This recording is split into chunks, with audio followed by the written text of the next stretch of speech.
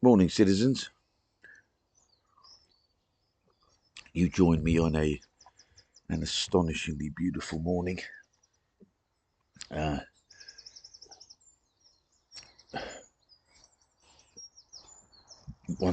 the type of morning we haven't had enough of.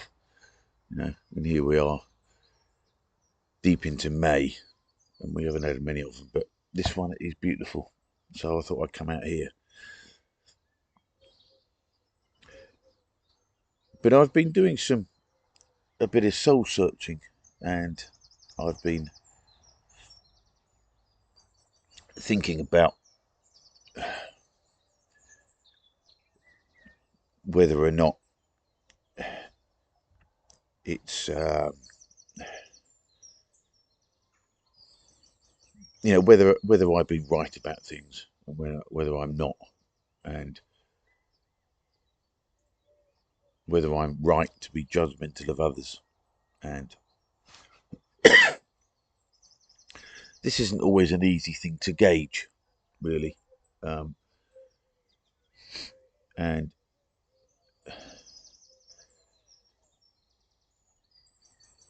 I've done a lot of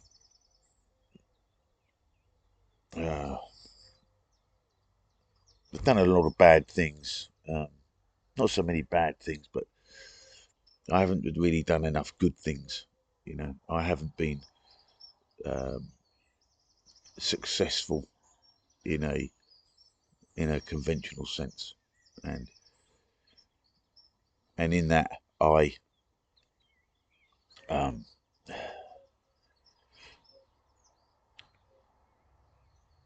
I haven't made enough money. Quite is the basic um, result of that. You know, there are all sorts of reasons for that. All sorts of poor decisions, short-sighted thinking, short-termism, but mostly it's a sort of lack of belief in myself. Really, I suppose it's what it boils down to. Um, and it's a bit late in the day to realise that, but it is what it is, and you have to live with your own mistakes. We could spend all day, or even the rest of my life regretting it. And there's almost, apart from a few notable exceptions, there's almost nothing I've ever done I don't regret. I regret almost everything that I've done, but more crucially, I regret the things I haven't done. They do say that these are the things that you regret most, the things you haven't done rather than the things you do that you have. And I think that is true. Um,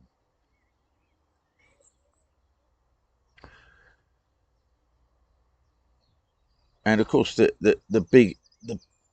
biggest regret I have is, it sounds kind of shallow, but it isn't. It's not having made enough money.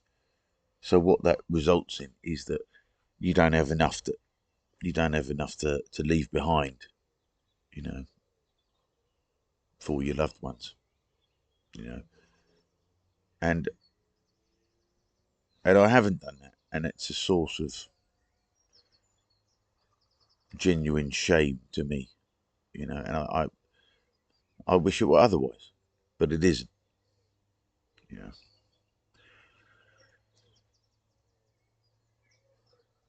But there are some things I have got right, and um, apart from uh, a few notable exceptions, which you can probably guess. Um, um,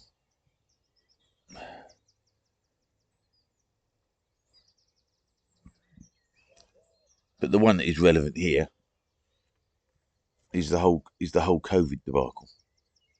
You know, I didn't get that wrong,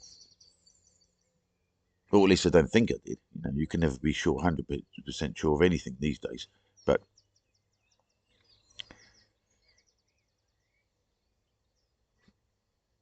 when all that stuff hit, for a number of reasons, partly due to my sort of fanatical obsession with surveillance, along with the fact that I began to be moving in internet circles where other people were skeptical as well. I believe I recognised it for what it was, which was an attack on our society, and more specifically, an attack on us.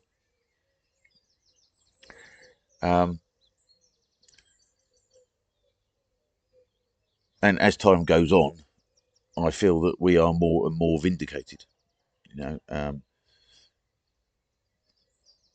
I mean, strange enough, one of the things I'm beginning to feel somewhat regretful for is that I didn't come down hard enough against the vaccine.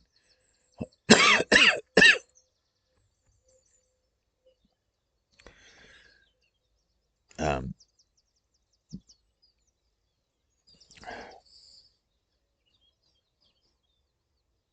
I didn't come hard enough down. Down. I didn't come down hard enough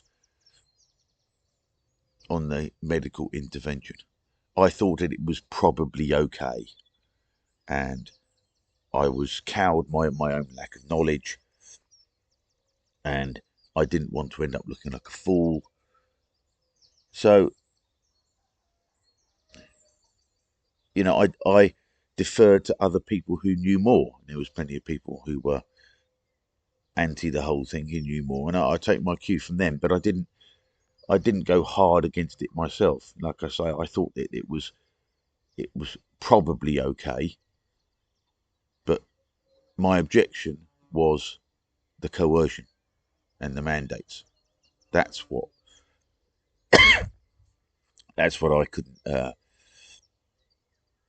I couldn't agree with, and everything that flowed from that.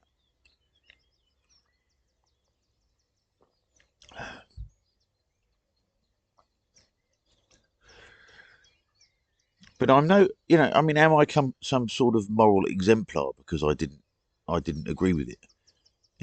I'm not at all, not in the slightest. And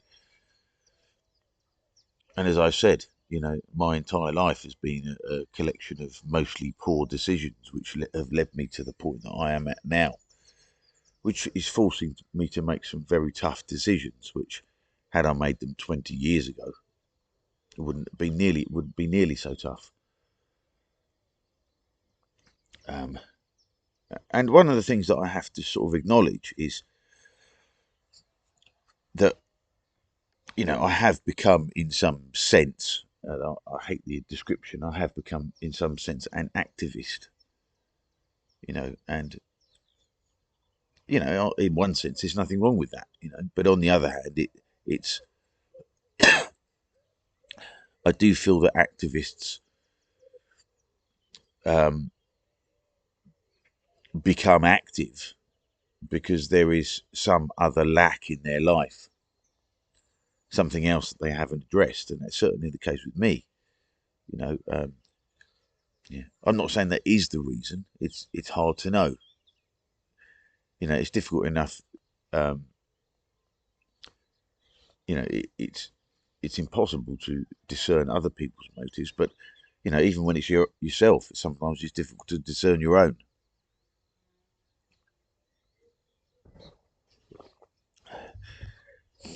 I mean, I can compare myself to some of my friends who've done almost everything right. And now they've paid off their houses. Some are close to retirement. Some are already retired. Um, without speaking about it in any kind of vulgar way, I get the impression that several of my friends are very comfortable indeed where they are, financially speaking. And at least two of my friends, perhaps maybe three, are people who've come from many very modest beginnings. One particularly so, and and at some point, when they had time, when they still had time to make the right decisions, they made them. And I didn't, and I'm paying for that now.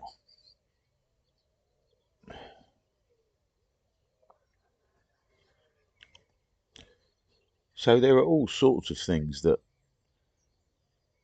there's all sorts of ways in which I'm morally lacking, and I know this about myself. I'm not hiding from it. It's shameful and it's uncomfortable, and it's something I have to live for. I have to live with. Um,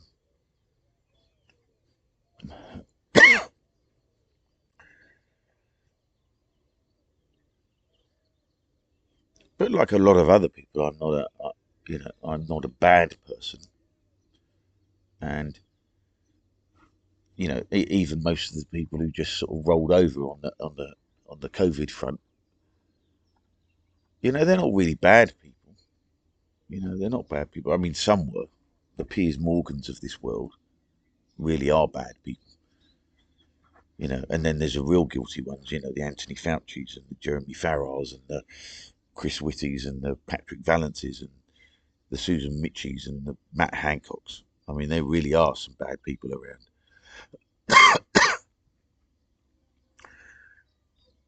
But most people weren't really bad. They just weren't. What can I say?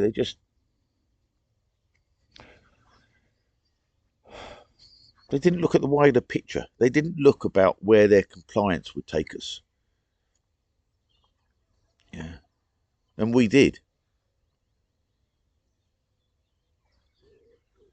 I mean, uh, like I say, that I was primed to it because of my objection to surveillance and the power of the state and everything that flows from that. But I didn't get here on my own. I mean, I was encouraged by other people, predominantly online, who were also um, suspicious of the whole thing. Um,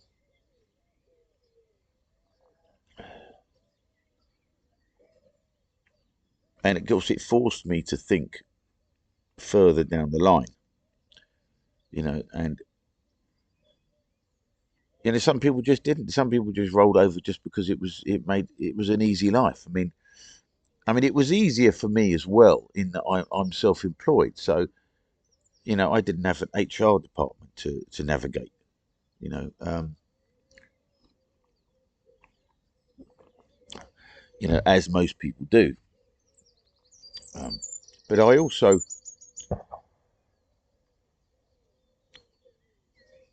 I mean, some of these things are not obvious. I mean, it's if you're employed and you feel that your job might be at risk if you take a certain position, I guess you might feel that you don't want to take that certain position. But the thing is, to resist early on puts you at some sort of risk, but not nearly so much risk as not resisting at all.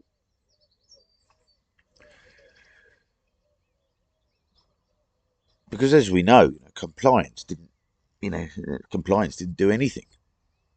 Compliance only encouraged them. It's resistance, our resistance, that you know that has thwarted them so far. We don't know far that's going to how far we're going to push them back. I mean, my feeling is that we're getting a sort of limited hangout now with the AstraZeneca vaccine and articles in the mainstream about myocarditis and all that sort of stuff. This is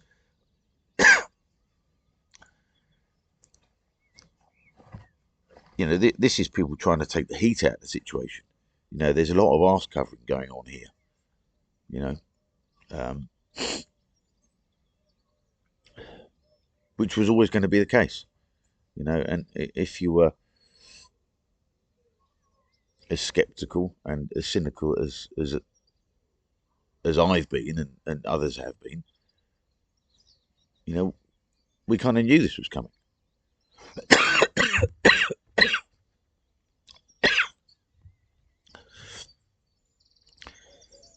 You know, and I've known for some time that, or rather I should say, I suspected, because I didn't know, because none of us really knew anything, um, or at least none of us lay people knew anything. We can only surmise. But I've suspected for some time that um, people will leave a certain length of time before they start rewriting history. You know, in 5 years' time, maybe less, there's going to be people who say, "Well, I always knew it was bullshit." I always knew it was, and they certainly didn't act as if they thought it was bullshit at the time.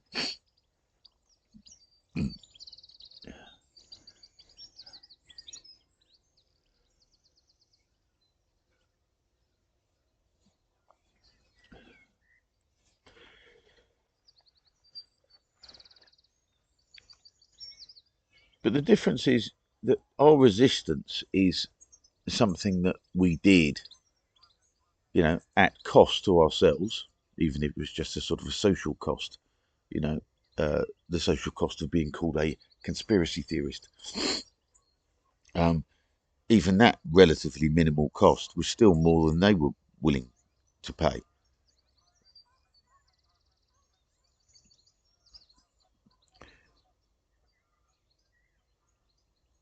But our resistance has kept some semblance of a good society alive, because it could have just been buried. It could quite easily have been buried if everybody had complied. It, and they would have rewritten history books, but the internet has helped, which is why they're furiously trying to shut the whole thing down.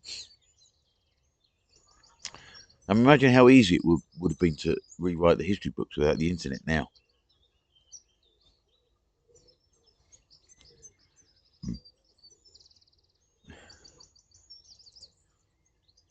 But I'm not an arrogant person. I never have. I mean, this is part of the result of my own lack of success. That I'm not an arrogant person. That haven't had the belief in myself that you know had I had that belief in myself, I could have done so much more with my life. I could have been so much more successful. I didn't have it. You know, so I'm not an arrogant person, and I've no reason to be arrogant, except when it comes to this. And you know, and I don't really want to be that arrogant person either. But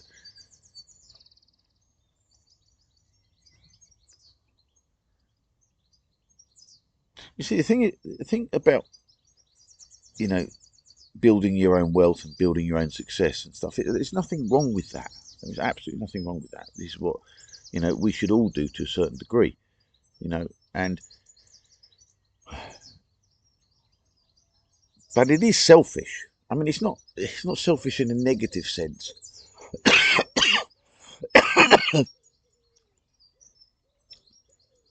It's just neutral.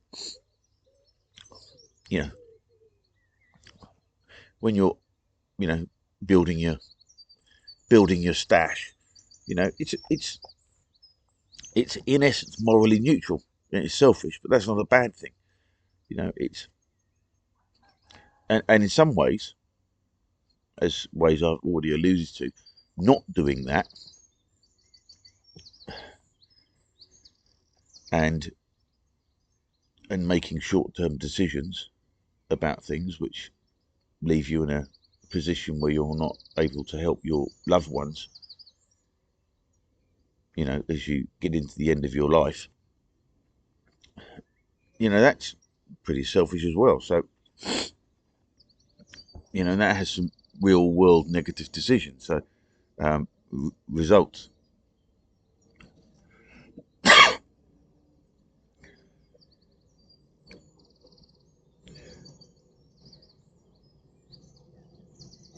But when we got involved in this, it was us that kept society alive. It was selfless in that sense, because the things we did for ourselves, our resistance, our lack of compliance to all this, benefited everybody else. It benefited the rest of society. It benefited all the people that we don't know.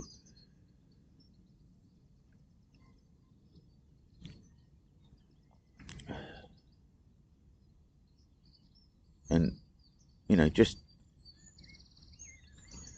building your own wealth and building your own pot of gold doesn't do that. It just helps you and your immediate family. And like I said, there's nothing wrong with that. But there comes a point where you have to realize that you have to realize that in the end, selfishness doesn't help you.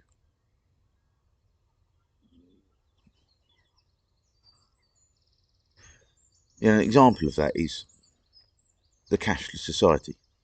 You know, there are people who are going to just roll over. They're just going to roll over. Oh well, cash is old-fashioned. Don't need cash anymore. Um, it's all electronic. Doesn't matter. It's all and they'll swallow all the talking points, and not necessarily because they believe in it, but just because they know that compliance is easier than resistance.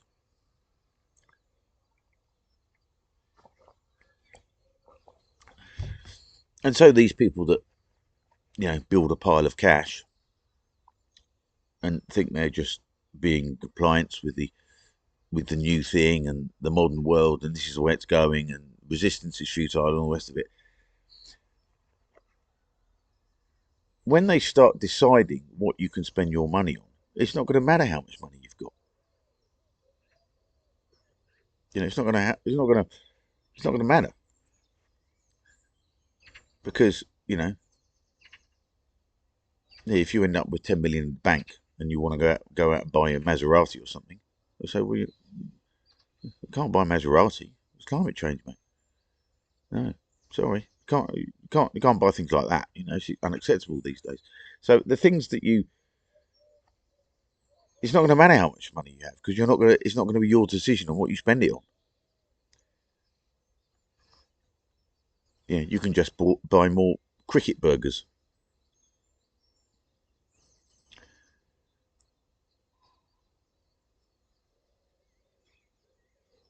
So there comes a point where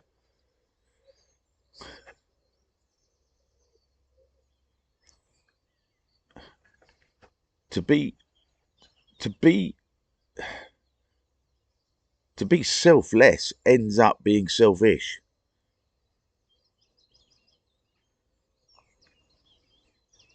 And it's hard to know where that point is, but there is a point there, and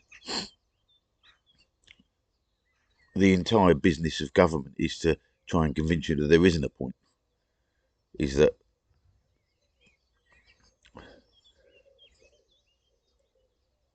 the entire business of government is to make you believe that compliance is everything, and you'll get everything that you want so long as you comply, so long as you do what the government says.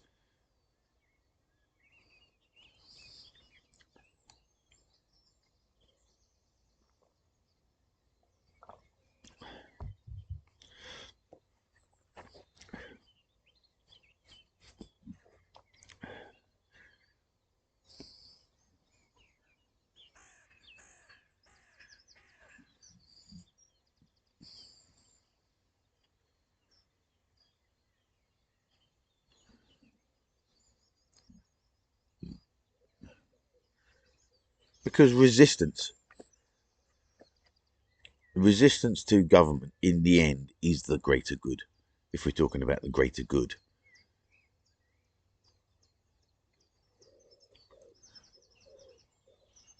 The greater good is always couched in terms of giving up things for the sake of others. And you know, that's what we've done.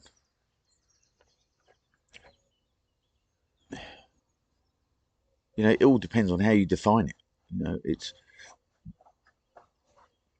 being a social outcast. You become a social outcast when you resist this stuff, and that is the cost of resisting it. Is that people call you a tinfoil hat wearing conspiracy theorist? This is that's the mildest form um, of cost to that. The most extreme cost is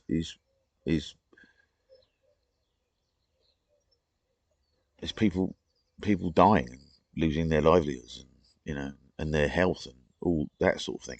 These are I mean, my resistance has been relatively minimal. I mean, I've tried to be. I mean, I guess you can say I've been quite energetic about it, but as a self-employed person, I haven't had to face. I haven't even had to face what Mrs. X has had to face. So you know, my compliance is very small beer compared to hers.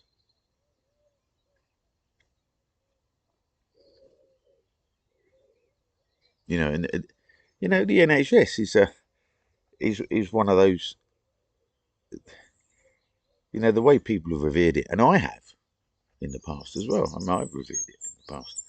Um, and it's all about supposedly about being good and kind and all the rest of it. But those people can get fucking vicious if they go against you. They can get vicious,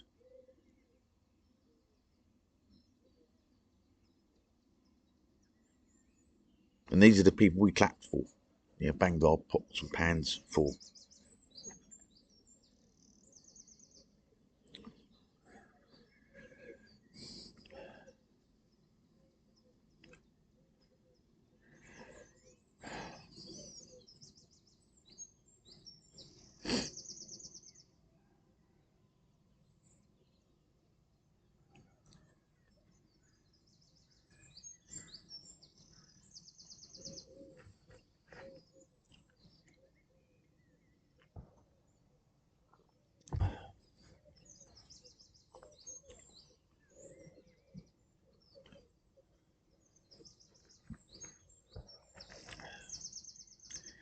But I mean, I've had a go at the normies, and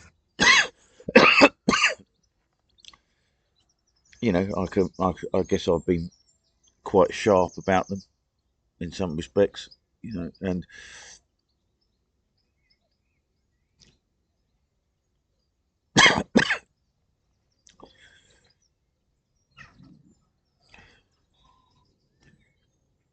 they are frustrating. They are frustrating. It's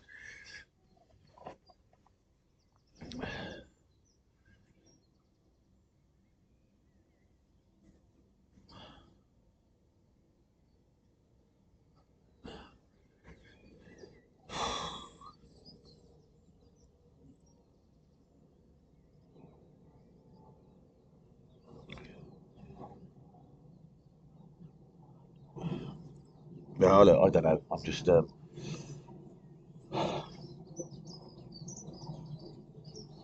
I know this is an incoherent rant, but I'm sorry.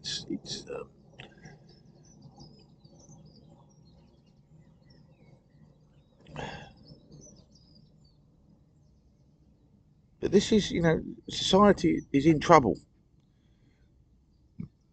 as we all know,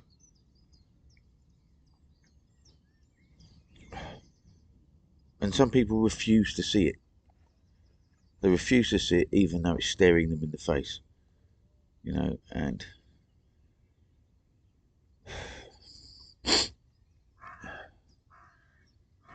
there's a normality bias to most people in that everything looks as if it's still okay, and that you imagine it is going to be okay forever. But what we've got is not.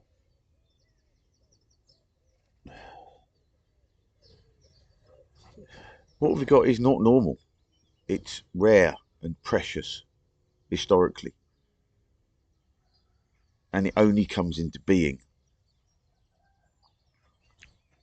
It only comes into being if people um, fight for it, you know, and and if we don't fight for it, it will disappear.